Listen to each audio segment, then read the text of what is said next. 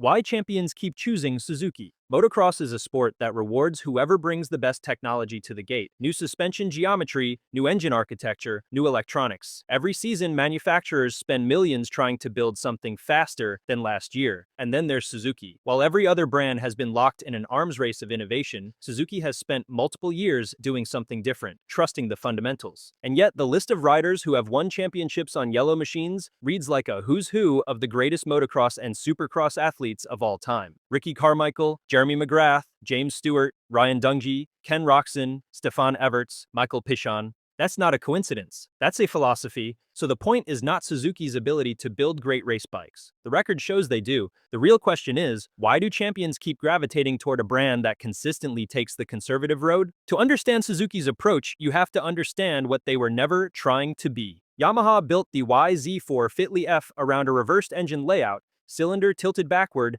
mass centralized, a radical departure designed to rebalance the chassis. KTM has been aggressive and relentless, pushing new frame designs, new linkage systems, and new fuel injection strategies across compressed development cycles. Honda has historically been the benchmark setter, spending whatever it takes to dominate on paper. Suzuki watched all of that and largely stayed the course. Their development philosophy trended toward evolution over revolution. The RM and then the RMZ platforms were refined across generations rather than overhauled every 2 years. Engineers at Suzuki operated on the premise that a chassis a rider completely trusts is worth more than a chassis that is technically superior but unpredictable. That sounds simple. In practice, it's one of the hardest things to build. Predictability in a motocross bike means the power delivery doesn't spike and catch you mid-corner. It means the suspension rebounds consistently across a full moto, not just on lap 1. It means the bike does exactly what you expected it to do a half second before you asked. That is what Suzuki spent their development budget chasing, not the headline spec sheet. The feel. Riders who have spent time on Suzuki machines across different eras describe a consistent set of characteristics. Strong, usable mid-range power that doesn't punish throttle mistakes. A chassis that sits neutral, not darty up front, not lazy in the rear. Handling that encourages commitment rather than demanding it. For a privateer trying to survive the week, that's a good bike. For an elite professional, that's a weapon. The difference between a good rider and a champion-level rider is not always raw speed. It is often the ability to manage a full race distance, manage errors, manage conditions, and find fractions of a second on every lap without gambling on the limit.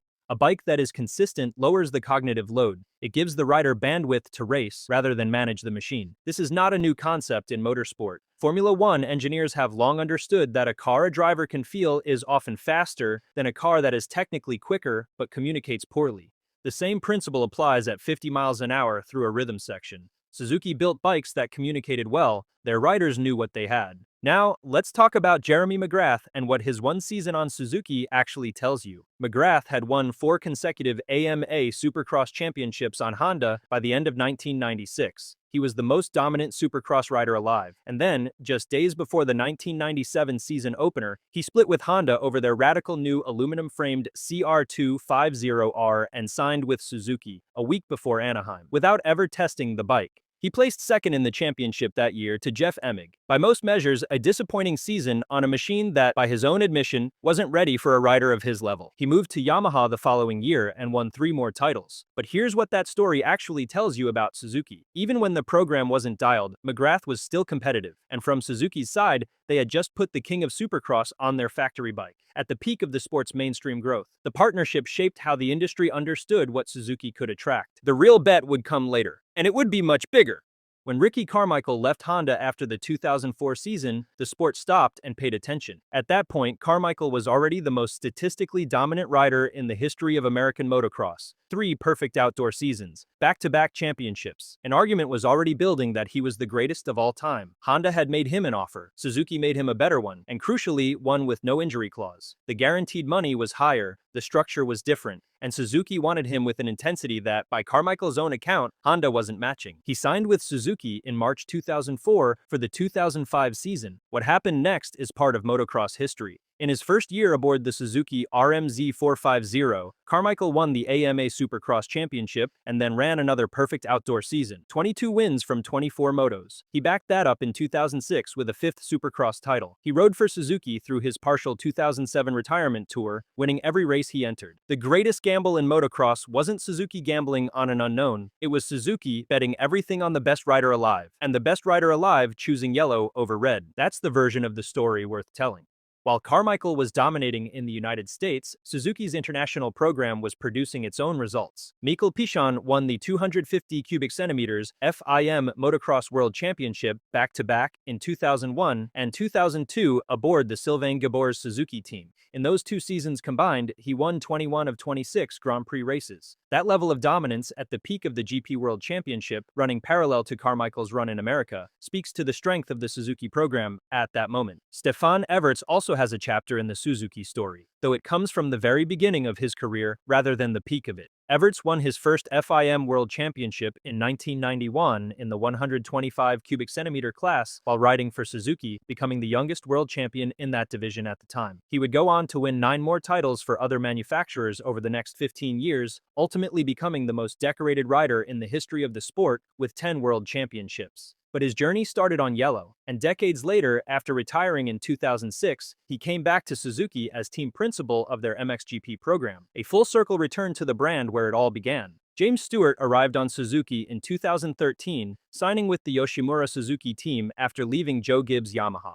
This was a different chapter than the Carmichael era. Stewart was dealing with the injuries and legal issues that had fragmented what should have been an even more dominant career. But his presence on Suzuki still meant something. He won races on the RMZ, and there were flashes of the speed that had made him the most electric rider the sport had ever seen. The injuries never fully relented, but Stewart on a Suzuki, even a complicated Suzuki chapter, still produced wins. Ryan is where the philosophy comes full circle. Ryan had been with Suzuki since before he turned pro, through his amateur career and into his first professional seasons. In 2010, in his first year in the 450 Premier class, he swept both the AMA Supercross Championship and the AMA Pro Motocross Championship. No rookie had ever done that. He won 10 of 12 outdoor rounds and 16 of 20 motos. Roger DeCoster, his team manager, said afterward that no rider in the history of the sport, not McGrath, not Stewart, not Carmichael, had ever done what Ryan did as a 450 rookie.